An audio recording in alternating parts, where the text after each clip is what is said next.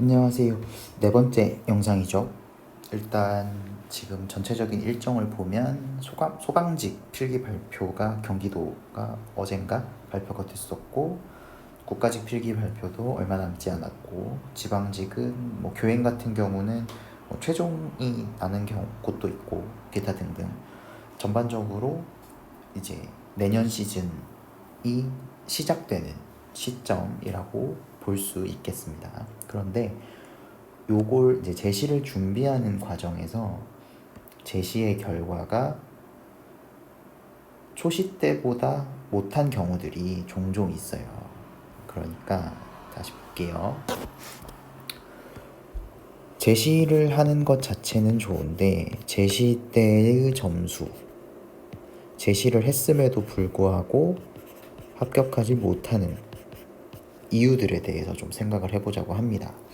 원래 이 영상이 제 그 유튜브의 첫 번째 영상이 될 것이었는데, 이게 안 되고 아마 제 첫 영상이 아마 선택 과목 관련된 영상일 거예요. 이때는 커뮤니티를 중심으로 했을 때 이제 제가 자주 왔다 갔다 하는 커뮤니티들이 있는데, 거기에서 이제 선택 과목을 바꿀지 말지에 대한 고민들이 좀 많았어서 그래서 그 영상을 첫 영상으로 준비를 했던 것이고, 그래서 이제 원래는 이 영상을 첫 번째로 준비를 하려고 했었는데 뭐 코로나 때문에 전체적인 개강 일정들이 좀 늦춰지는 측면도 있고 해서 좀 묵혔다가 지금 전반적으로 발표가 마무리되는 요 시점에서 요 영상을 올리겠습니다.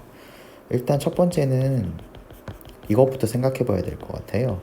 재시생이 유리한 점. 재시생이 유리한 점은 뭐 일단 한번 봤다, 이게 제일 크겠죠. 그 다음에 특정 과목만 약하다, 요런 것들, 이런 경우들이 많은 것으로 알고 있습니다. 그런데 이것보다 저는 재시생이 실패하는 이유에 대해서 좀 말씀을 드리고 싶어요.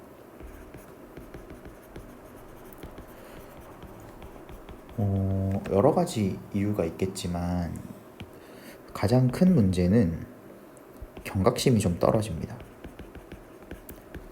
예를 들면 한번 봤으니까 한번 본 거고 기출문제도 다시 풀어봤고 이런 식으로 하기 때문에 이론이나 문제에 대한 문제 풀이를 할 때 어떤 약점이 드러나는데, 약점에 대한 경각심이 좀 많이 떨어지시는 것 같아요. 이게 첫 번째고, 두 번째는 경각심은 떨어지는데 반해 욕심은 너무 과합니다. 그러다 보니까 범위를 넓히려고 해요. 그러면 범위를 넓힌다는 말 자체는 중요한 것을 유지하지 못한다는 단점이 되겠죠.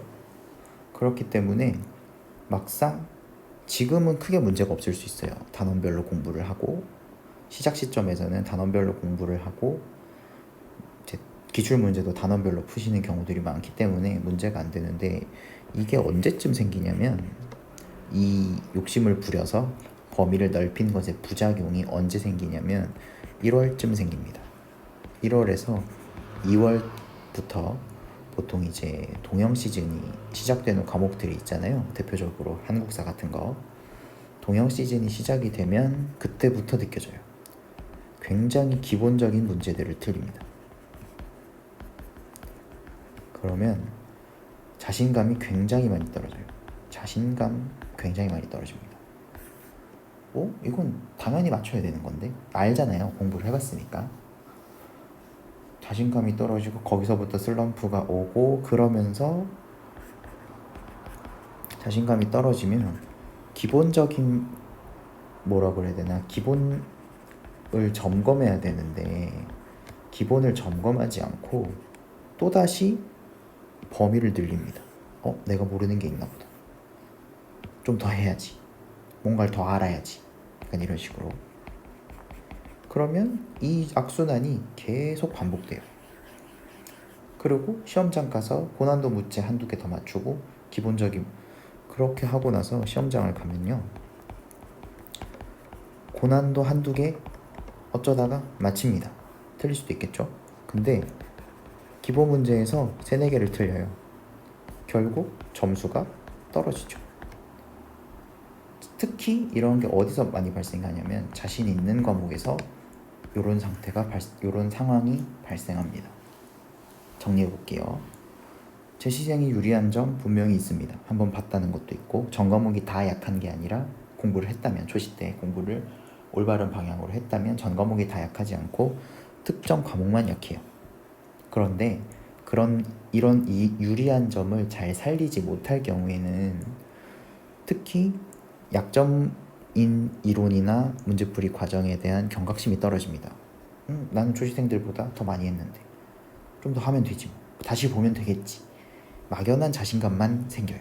그리고 특정 과목이 약했기 때문에 그 과목에 대한 욕심이 생기고요. 그러다 보면 범위를 늘리게 됩니다. 범위를 늘린다는 말은 모든 걸 다 기억할 수 없기 때문에 중요한 것에 대한 기억을 유지할 수 없게 돼요. 그리고 그 부작용들이 1월이나 2월 동영 시즌에 나타납니다. 1월에 1, 2월에 기본 문제를 틀려요. 동영 시즌에 들어가면 자신감은 당연히 떨어지지만 기본을 점검하지 않고 그냥 범위를 계속 늘린 상태로 유지합니다. 기본적인 걸 점검하기보다 이건 기본적인 거니까 시간이 지나면 괜찮겠지. 아까 말씀드렸던 대로 경각심이 떨어진다는 얘기예요.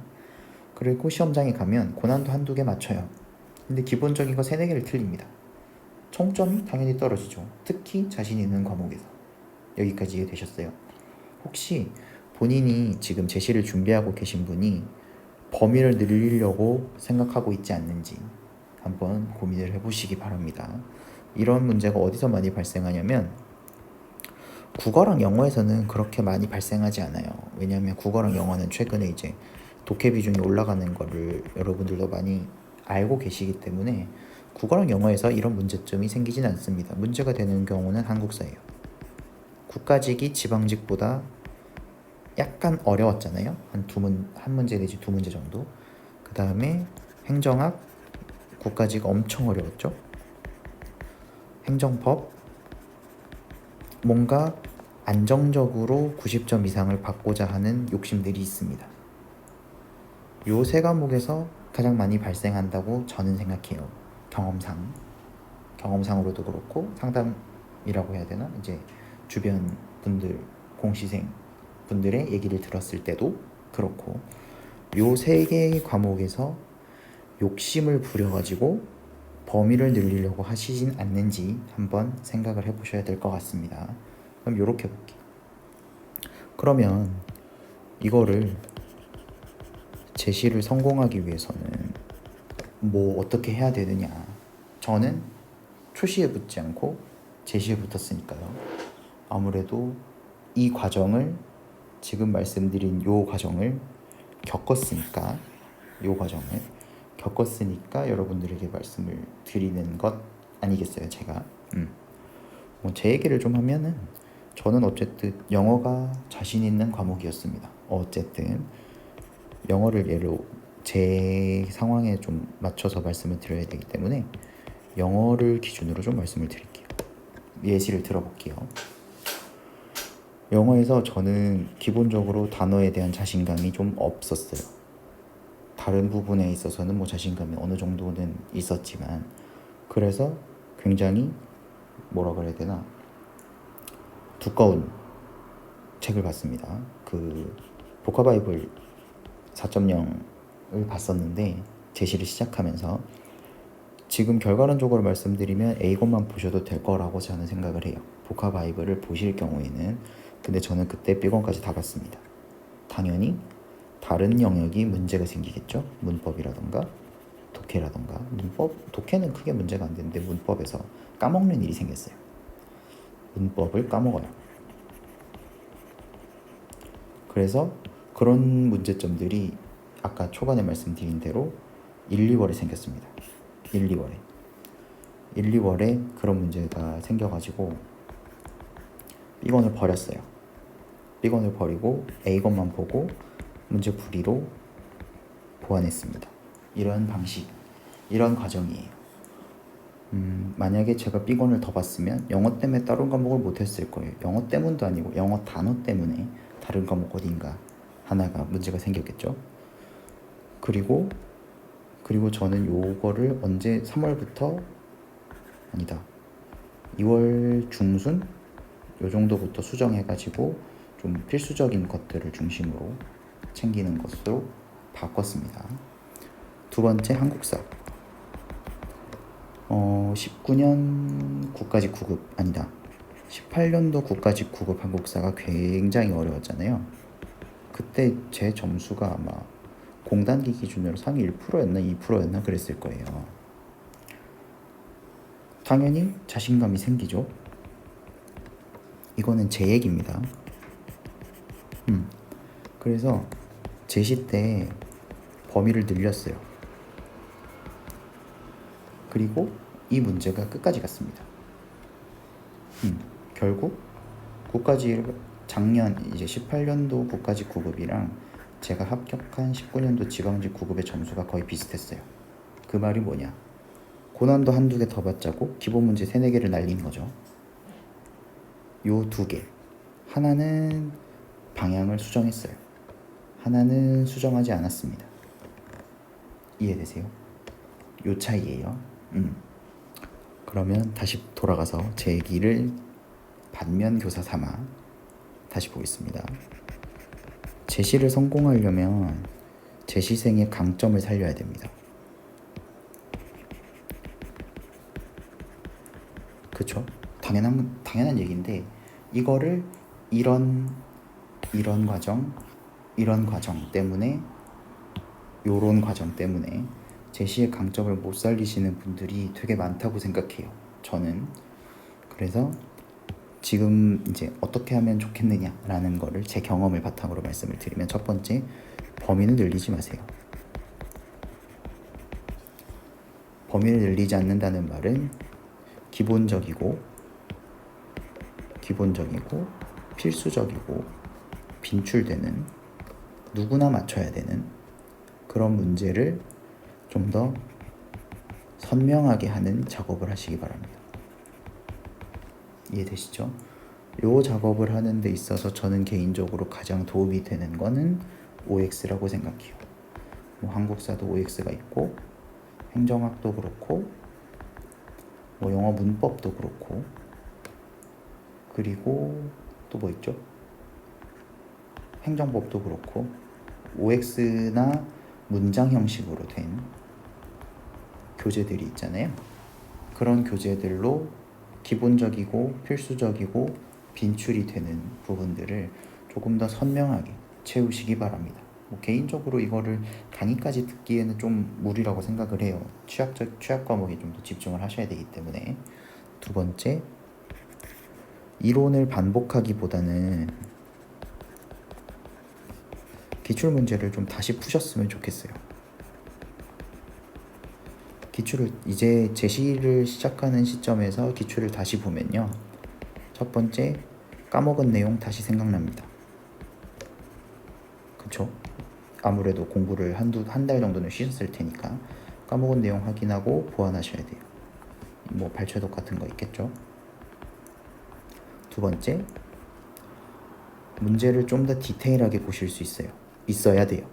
네. 이게 어떤 형태냐면 이런 거죠. 한국사 문제를 좀 예로 들어보면 이제 사료가 있고 선택지 1, 2, 3, 4가 있는데 막연히 이거는 뭐 광종대 사료다. 선택지 1번은 뭐, 2번은 뭐, 3번은 뭐, 4번은 뭔데 뭐 이거 잘 몰랐는데 이런 식으로 이랬을 건데 이런 것들을 조금 더 선명하게 확인하는, 좀 더 디테일하게 분석하는, 그 문제가 나한테 줄 수 있는 모든 이론적인 내용들을 다 확인하면서 진행을 하시는 게 좋겠습니다. 이때는 약간 이런 느낌으로 접근하시면 좋아요. 내가 나에게 해설 강의하는 그런 느낌으로 접근을 하시면 좋을 것 같습니다. 제일 중요한 건 이거예요. 지워졌네. 제일 중요한 건 이겁니다. 범위를 늘리지 않고 기본적이고 필수적이고 빈출이 되는 부분들을 좀 더 선명하게 해야 한번 봤다는 장점을 최대한 살릴 수 있습니다. 그리고 단순히 강의를 들으면서 올인원 같은 거 강의를 반복하기보다는 기출문제를 다시 풀거나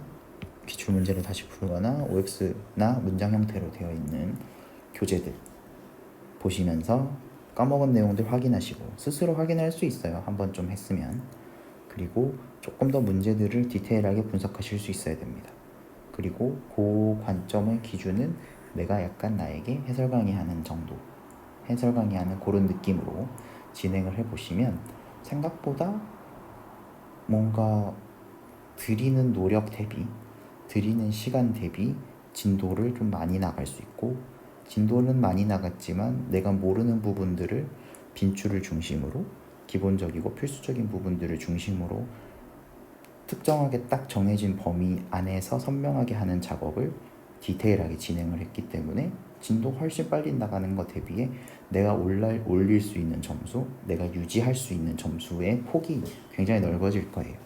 그렇게 하면서 특정한 내가 약했던 과목들의 시간을 좀 더 투입하게 되고, 그렇게 되면 제시의 강점을 가장 잘 살릴 수 있는 길이 아닌가 이렇게 생각합니다. 요 다음 영상으로는 아까 초반에 욕심에 대한 얘기 좀 했었잖아요. 요거에 대한 얘기랑 조금 관련이 되는데, 다음 영상으로는 지금 오늘 드린 얘기 중에서 제시생이 부리는 욕심이 갖고 있는 부작용들에 대해서 잠깐 말씀드렸고, 그래서 그거를 어떻게 해결해야 되는지 제 경험을 빌려서 말씀드렸고, 두 번째로 약간 욕심에 관련된 부분은 초시생, 재시생 모두에게 해당이 되는 부분인데, 바로 이 공부 계획 세우는 거에 관련된 얘기입니다.